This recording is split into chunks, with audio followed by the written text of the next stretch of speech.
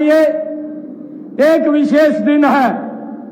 विधानसभा के चुनाव नजदीक है और आज धर्म क्षेत्र कुरुक्षेत्र के इस पावन भूमि से हम चुनाव अभियान का शंखनाद कर रहे हैं। इस अभियान में आज की इस रैली के बाद मुझे ये कहते हुए गर्व हो रहा है कि हम 90 की 90 विधानसभाओं में हरियाणा प्रदेश की ऐसी रैली जो भव्य रैली है उनका आयोजन किया जाएगा। आज इस पवित्र भूमि से, ये भगवान श्री कृष्ण की भूमि से आज इस चुनावी शंखनाद रैली का यहां से शुभारंभ हो रहा है। मैं इसके लिए तमाम कार्यकर्ताओं को बहुत बहुत बधाई और शुभकामनाएं देता हूं। इस रैली में आए हुए सभी बुजुर्गों का, माताओं का, बहनों का और युवा साथियों का मैं अभिनंदन करता हूं। इस रैली में इतनी भारी संख्या में जो आपकी उपस्थिति हमारी सरकार के कार्यों और नीतियों में आपके विश्वास का ये प्रतीक है। आज इतनी भारी संख्या में आप लोग पहुंचे हैं। मैं इस पावन भूमि का आशीर्वाद लेने के लिए आज मैं यहाँ पर आप सब के बीच में आया हूँ। यह धरा, ये गीता की जन्मस्थली तो है ही। श्री गुरु नानक देव जी सहित 8 सिख गुरुओं की चरण धूलि भी इसी पवित्र भूमि के ऊपर पड़ी है। धर्म क्षेत्र कुरुक्षेत्र भारतीय संस्कृति का पालना कहा जाता है। इस पावन भूमि में यहाँ सरस्वती के पावन तटों पर वेदों, उपनिषदों और पुराणों की रचना भी हुई है। यही भगवान श्री कृष्ण ने मानव मात्र के लिए गीता का संदेश इसी पवित्र भूमि से दिया है। भगवान श्री कृष्ण कर्म योगी के उसी संदेश को आत्मसात करते हुए हमने प्रदेश के लोगों की तकदीर बदली है। हरियाणा की तस्वीर बदली है। विकास की नई इबारत लिखी है। हमने प्रदेश में सबसे पहले जो व्यवस्था परिवर्तन का कार्य किया है, इसके माध्यम से हमने प्रदेश के खजाने से निकला हर पैसा उस पात्र व्यक्ति तक पहुंचाया जिसके लिए वह हकदार था। इसी के द्वारा हमने ऐसे बिचौलियों की दुकानदारी को भी बंद किया है जो नौकरियों में भाइयों दलाली का काम करते थे और जो दलालियां लेते थे। इसी के द्वारा ही हमने बिचौलियों, प्रदेश को भय, भ्रष्टाचार, भाई भतीजावाद, जात पात, क्षेत्रवाद से मुक्त करके विकसित हरियाणा का निर्माण करने का कार्य इन पिछले 10 वर्षों में हमारी सरकार ने किया है। मुझे ये गर्व है आप लोगों के बीच में कहते हुए कि आपने हरियाणा बनने के बाद कई सरकारों का कामकाज देखा है। कांग्रेस के कार्यकाल के पहले विकास के मामले में क्षेत्रवाद पनपता था, दिखाई देता था। याद करिए कैसे 10 वर्ष 2014 से पहले निराशा, अविश्वास, कुंठा, भय, भ्रष्टाचार का दंश ये प्रदेश की जनता झेल रही थी। भारतीय जनता पार्टी को स्पष्ट जनादेश देने के बाद वह जनादेश व्यवस्था परिवर्तन के लिए था और उस पुरानी व्यवस्था को बदलने से परिस्थितियां एकदम बदलती हुई हरियाणा प्रदेश के अंदर दिखाई दी है। मुझे ये गर्व है आप लोगों के बीच में बताते हुए कि हमने नेक नियत से और बुलंद इरादों से जनता के अविश्वास को विश्वास में बदलने का काम किया है। निराशा को आशा में बदलने का काम ये हमारी सरकार ने किया है। हमने गरीबी की पीड़ा को समझा है। अब लोगों के सपने साकार हो रहे हैं, जन आकांक्षाएं फलीभूत हो रही हैं। एक नया हरियाणा अपना नया आकार ले रहा है। हमने ऐसे हरियाणा का निर्माण किया जिसमें उद्योग का पहिया तेजी से घूम रहा है। खेतों में भरपूर पैदावार हो रही है, महिलाएं सशक्त हो रही हैं। मुझे ये बताते हुए आज बड़ा गर्व हो रहा है कि SC/BC का सामाजिक, आर्थिक और शैक्षणिक उत्थान भी ये आदरणीय नरेंद्र मोदी जी के नेतृत्व में हमारी सरकार ने इन्हीं 10 वर्षों के अंदर किया है। मजदूरों के जीवन में खुशहाली आई है। हमने हरियाणा एक, हरियाणवी एक के भाव से हर क्षेत्र का समान रूप से विकास किया है। हमने जिला, शहर, हल्के से ऊपर उठ करके प्रदेश को एक दृष्टि से हमारी सरकार ने देखा है, एक दृष्टि से हमने हरियाणा का विकास किया है। प्रदेश में 4 लेन व 6 लेन हाईवे का जाल हमारी सरकार में ये बिछा है। यातायात को और सुगम बनाने के लिए bypass, flyover, railway bridge, under bridge बनाने का काम भी इन 10 वर्षों में बड़ी गति से ये हमारी सरकार ने किया है। मुझे ये गर्व होता है कि गरीब से गरीब व्यक्ति को मुफ्त इलाज देने की व्यवस्था इन 10 वर्षों में ये डबल इंजन की सरकार ने भाइयों की है। आज हरियाणा के विकास की चर्चा पूरे देश के अंदर बड़े गर्व के साथ होती है। अन्य राज्य भी हमारी नीतियों को अपना रहे हैं। गांव में लगभग 10 वर्षों में 23,586 करोड़ रुपए की लागत से हमने पिछले 10 वर्षों में विकास की एक नई दिशा तय की है।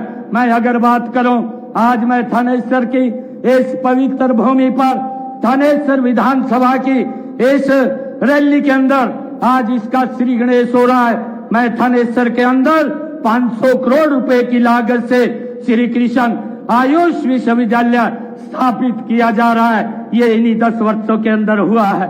24 करोड़ रुपए की लागत से जम्मू कला में राजकीय महाविद्यालय, कुरुक्षेत्र में राजकीय कन्या विद्यालय स्थापित किया गया है। ये भी इन 10 वर्षों के अंदर हुआ है। मुझे ये खुशी है 108 करोड़ रुपए की लागत से नेशनल इंस्टीट्यूट ऑफ डिजाइन का निर्माण किया गया है। मुझे ये भी खुशी है कि 2 करोड़ रुपए की लागत से राजकीय विद्यालय पीपली के नए भवन का निर्माण भी किया गया है। मुझे ये भी खुशी है गांव उमरी में सरकारी पॉलिटेक्निकल भवन 14 करोड़ 51 लाख रुपए की लागत से यहाँ पर निर्मित भवन बनाया गया है। मुझे ये भी बताते हुए बड़ा गर्व हो रहा है कि 4 करोड़ 69 लाख रुपए की राशि से राजकीय भौरिया कॉलेज निर्मित किया गया है। कुरुक्षेत्र में 225 करोड़ रुपए की लागत से ऊपरगामी रेलवे ट्रैक बनाने का काम भी बड़ी गति से इन 10 वर्षों के अंदर मेरे कुरुक्षेत्र के अंदर चल रहा है। कुरुक्षेत्र में गुरुद्वारा छठी पातशाही से रेलवे ऊपरगामी पुल तक वाया परशुराम चौक सड़क को सौंदर्यकरण से 9 करोड़ 84 लाख रुपए की लागत से उसको पूरा किया गया है। कुरुक्षेत्र में ब्रह्म सरोवर, शनि सरोवर के चारों तरफ कुरुक्षेत्र विकास बोर्ड की विभिन्न सड़कों के सुधारीकरण व मजबूतीकरण का कार्य 9 करोड़ 23 लाख रुपए की राशि से पूर्ण किया गया है। मुझे ये भी बताते हुए बड़ा गर्व हो रहा है कि कुरुक्षेत्र में उपायुक्त चौक से ब्रह्म सरोवर तक की सड़कों के मजबूतीकरण का कार्य 1 करोड़ 18 लाख रुपए की राशि से ये यहाँ पर पूर्ण किया गया है। कुरुक्षेत्र में बहुकला परिषद क्षेत्र के सभागार भवन का निर्माण 10 करोड़ रुपए की लागत से ये पूर्ण किया गया है। मुझे ये भी बताते हुए बड़ा गर्व हो रहा है कि लोकनायक जयप्रकाश नारायण अस्पताल में 100 बिस्तरीय अतिरिक्त भवन का निर्माण कार्य आरंभ किया गया है, जिस पर अभी तक 7 करोड़ रुपए की राशि खर्च की गई है। गांव बारना में 5 करोड़ 19 लाख रुपए की राशि से सामुदायिक स्वास्थ्य केंद्र का निर्माण भी पूरा किया गया है। 1 करोड़ 58 लाख रुपए की लागत से जन स्वास्थ्य केंद्र झांसा का निर्माण वो भी किया गया है। मुझे ये खुशी है बताते हुए कि ज्योतिसर गांव में महाभारत से संबंधित ज्योतिसर तीर्थ का जो 84 कोस की परिक्रमा 250 करोड़ रुपए की लागत से उसका भी जीर्णोद्धार करने का काम ये हमारी सरकार कर रही है। मुझे ये खुशी है कि 19 करोड़ 60 लाख रुपए की लागत से लाडवा में कुपोषण फल केंद्र तथा रामनगर में एकत्रित मधुमक्खी विकास केंद्र स्थापित किए गए हैं। मुझे ये बताते हुए ये बड़ी खुशी हो रही है कि हमारी सरकार ने जो यहाँ थानेसर के अंदर विकास कार्य ये करवाए हैं उनकी चर्चा मैंने की है। आजकल कुछ लोग विपक्ष के हिसाब लेने के लिए घूमते हैं। मैं उनको ये बताना चाहता हूँ कि पिछले 10 वर्षों के अंदर हमारी सरकार ने मजबूती से इस प्रदेश और देश के अंदर आदरणीय नरेंद्र मोदी जी के साथ मिलकर के इसको आगे बढ़ाने का काम किया है। मुझे ये खुशी है आप लोगों को बताते हुए कि जो ये लोग हिसाब मांगते हुए घूम रहे हैं, मैं उनको बताना चाहता हूँ कि हमारी सरकार ने आदरणीय प्रधानमंत्री जी ने एक बहुत ही लोकहित की योजना अग्निवीर योजना उसका शुभारंभ किया था और हरियाणा के अंदर हमने नौकरियों में उसको सीधी भर्ती के लिए 10% का आरक्षण देने का निर्णय ये हमारी सरकार ने किया है और अग्निवीर को ग्रुप बी और सी में अधिकतम आयु में 3 वर्ष की छूट देने का भी प्रावधान उसके अंदर हमने किया है। अगर कोई हमारा अग्निवीर उद्योग लगाना चाहता है उसको 5 लाख रुपए का बिना ब्याज के ऋण उपलब्ध कराने का भी निर्णय हमारी सरकार ने लिया है। मित्रों, मैं आप लोगों के बीच में बताना चाहूंगा कि आदरणीय प्रधानमंत्री नरेंद्र मोदी जी ने प्रधानमंत्री सूर्य घर मुफ्त बिजली योजना के माध्यम से हर घर के ऊपर जिनकी आय 1,80,000 रुपए से कम है सोलर पैनल लगाने का निर्णय किया है।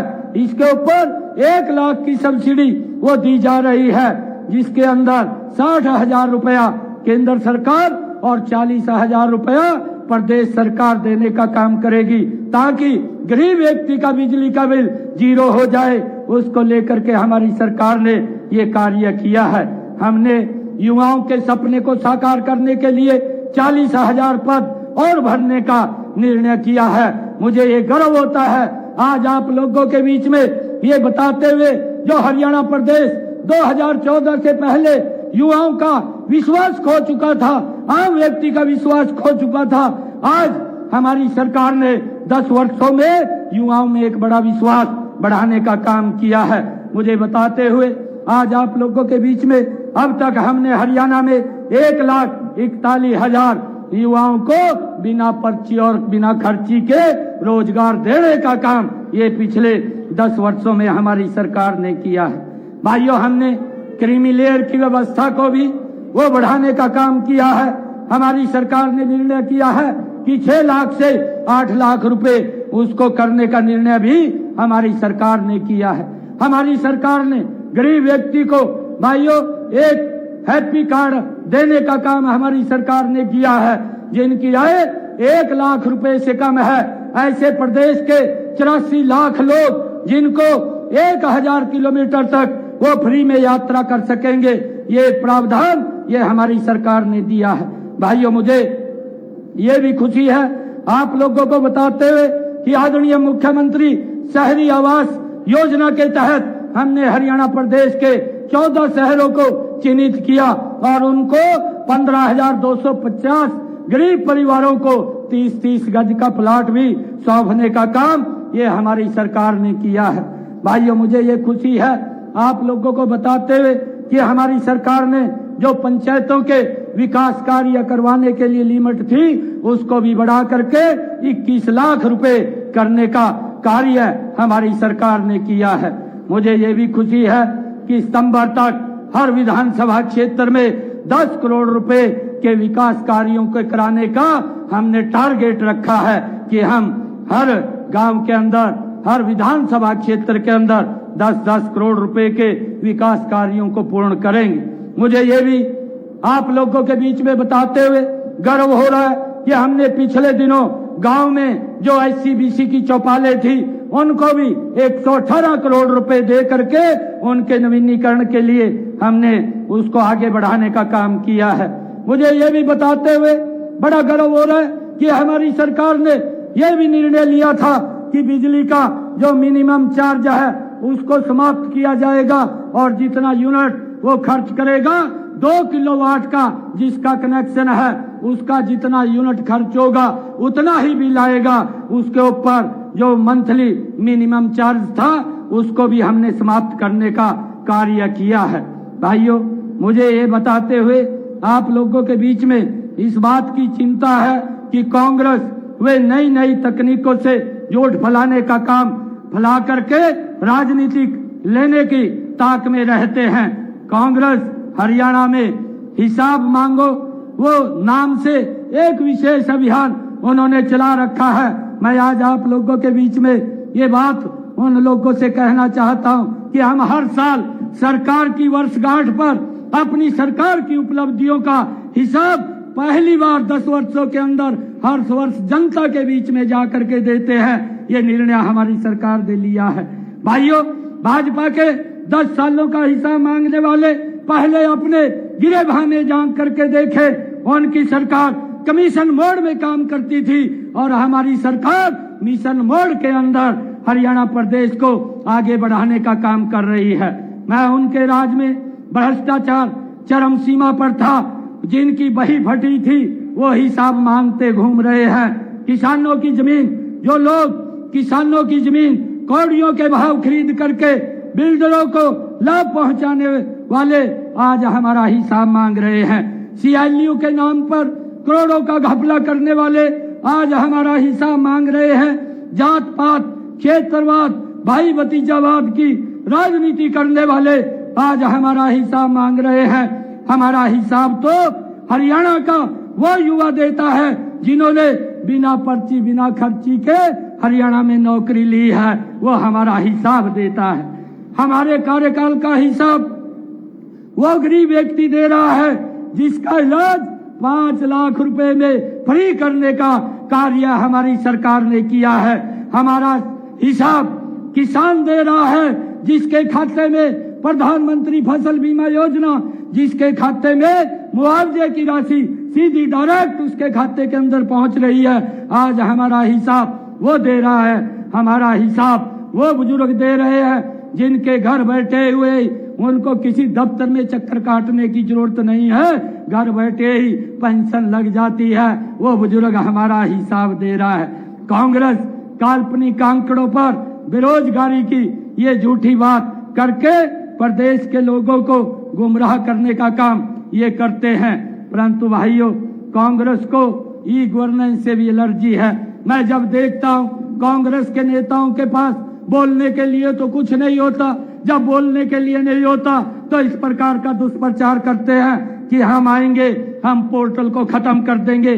कांग्रेस को इसी गवर्नर से भी एलर्जी है क्योंकि उनके भ्रष्टाचार के रास्ते इससे बंद हो रहे हैं। मैं उनके बयान से ही भ्रष्टाचार की जिस प्रकार से वो बयान देते हैं उनके मुंह से ही भ्रष्टाचार की बू आती है। मैं कांग्रेस नहीं चाहती कि लोगों को घर बैठे ही सरकारी सेवाओं का लाभ मिले, इसलिए कांग्रेस लगातार पोर्टल विरोधी बयान दे रही है। कांग्रेस की संस्कृति वो घोटालों की संस्कृति रहा है। कांग्रेस का आरोप है कि हमने चुनावी वादे पूरे नहीं किए। मैं आज उन लोगों को एक बात कहना चाहता हूं कि आपने पिछले 10 वर्ष हरियाणा प्रदेश और देश के अंदर शासन किया। आप अपने जो मैनिफेस्टो के अंदर बातें कही थी वो भी हरियाणा प्रदेश के लोगों के सामने सार्वजनिक करने का काम करें। हम भी जो हमने मैनिफेस्टो के अंदर कहा था उसको पूरा करने का काम 10 वर्षों में हमारी सरकार ने किया है। हम उसका हिसाब भी पूरा का पूरा देने के लिए तैयार हैं।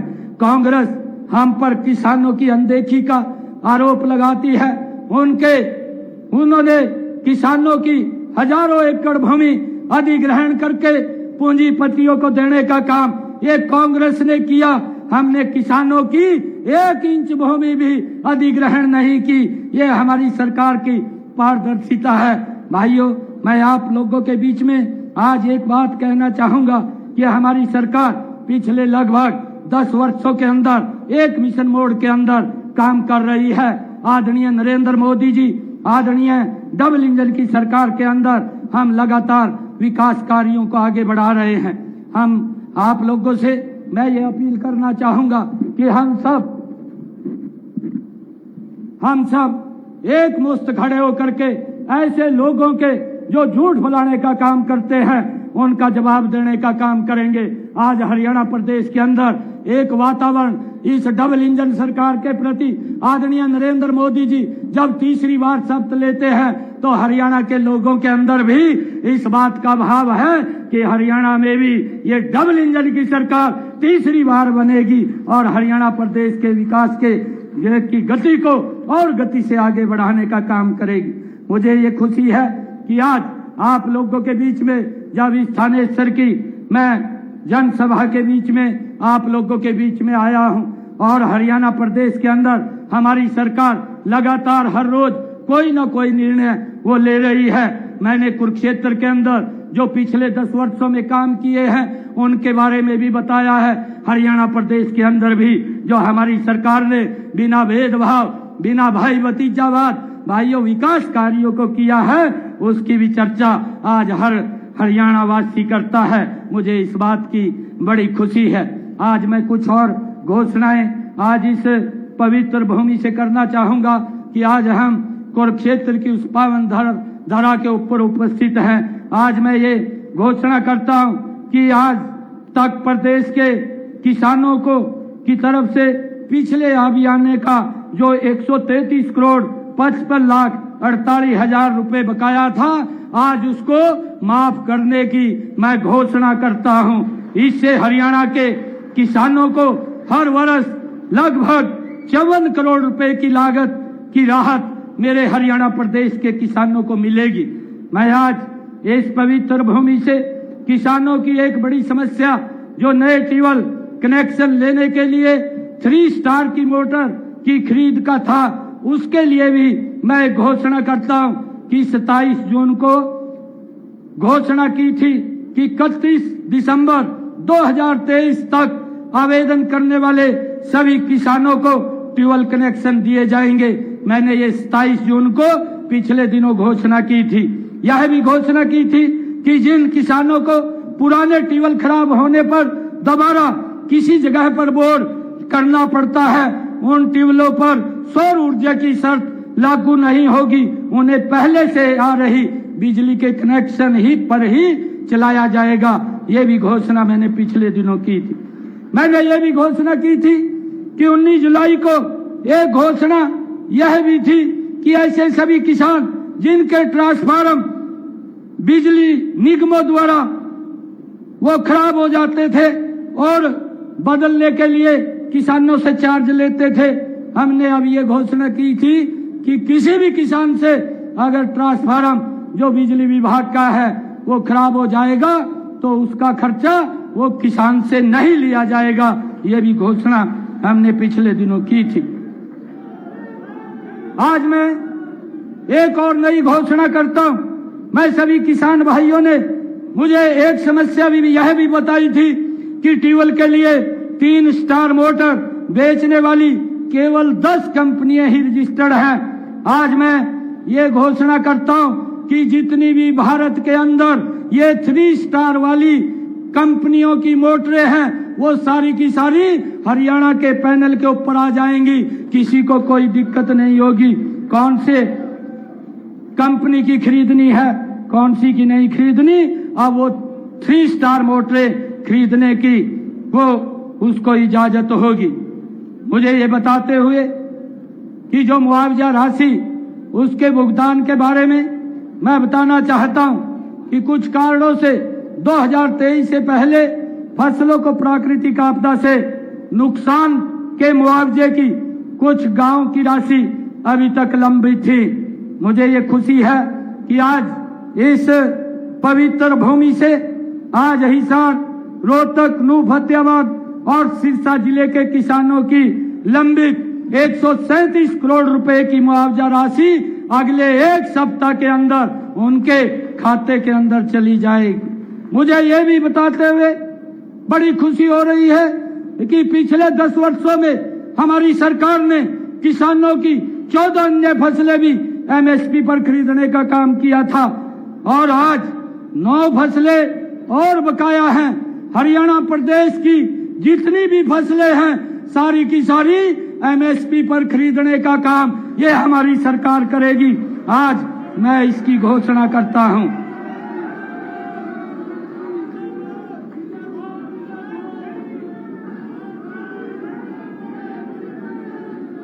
मुझे ये खुशी है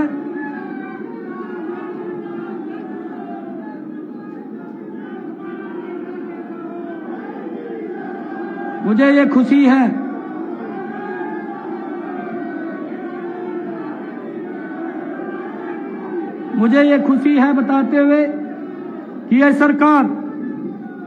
सरकार लगातार एक एक हरियाणवी के हित को ध्यान में रखते हुए ये मजबूती से काम कर रही है। आज हमने यहां से ये संकल्प लेकर के जाना है कि भाइयों, एक एक घर के अंदर जाकर के ये डबल इंजन सरकार की नीतियों को पहुंचाते हुए अक्टूबर के अंदर जो चुनाव आएगा, तीसरी बार भारतीय जनता पार्टी की सरकार बड़े मैंडेट के साथ हरियाणा में बनाने का काम करेंगे। ये संकल्प लेकर के हम एक एक घर के अंदर जाएंगे। अब ये बैठने का समय नहीं है, इस भयानक गर्मी के अंदर एक एक घर में जाने का समय है। आज हमारा केंद्रीय नेतृत्व हमारे बीच में आया है। मैं आप सब की तरफ से अपने केंद्रीय नेतृत्व को एक विश्वास दिलाता हूं कि अक्टूबर में जब चुनाव आएगा, भारतीय जनता पार्टी तीसरी बार बड़े मैंडेट के साथ आपकी झोली में कमल का फूल डालने का काम करेगी। आप सब इतनी संख्या में आए हैं, मैं पुनः आप सबका दिल से बहुत बहुत धन्यवाद करता हूं। एक जोरदार जयकारे के साथ भारत माता के बहुत बहुत धन्यवाद। अब हम जिनका इंतजार कर रहे थे, बनाने वाले ऐसे हमारे